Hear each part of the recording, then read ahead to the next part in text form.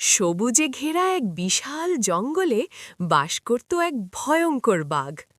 জঙ্গলের সবাই তাকে ডাকত বনের রাজা। বাঘটি শক্তিশালী, দ্রুতগামী আর গর্জনে আকাশ কাঁপিয়ে দিতে পারত। তাই হরিণ, খরগোশ, বানর সবাই তাকে দূর থেকে দেখলেই পালিয়ে যেত। কিন্তু বাঘের একটা সমস্যা ছিল, সে খুব অহংকারী ছিল।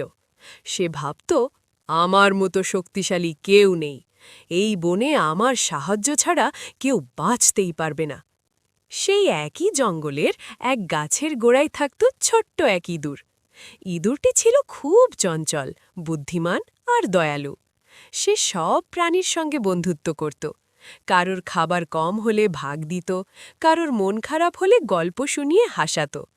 কিন্তু বড় প্রাণীরা তাকে খুব একটা গুরুত্ব দিত না, কারণ সে ছিল খুবই ছোট।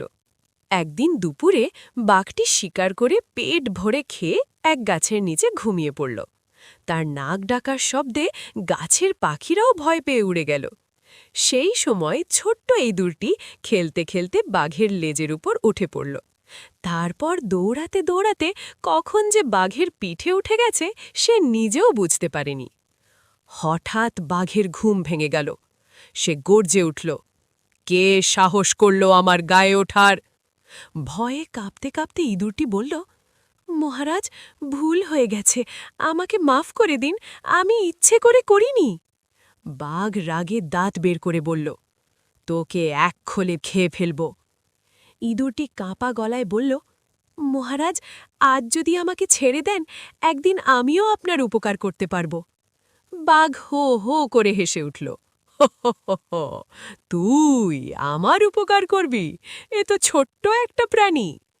তবু আজ তার পেট ভরা ছিল, মেজাজও একটু ভালো ছিল। সে ভাবল, মজা করার জন্য ছেড়ে দেওয়া যাক। বাঘ বলল, ঠিক আছে, যা, কিন্তু আবার সামনে পড়লে রক্ষা নেই।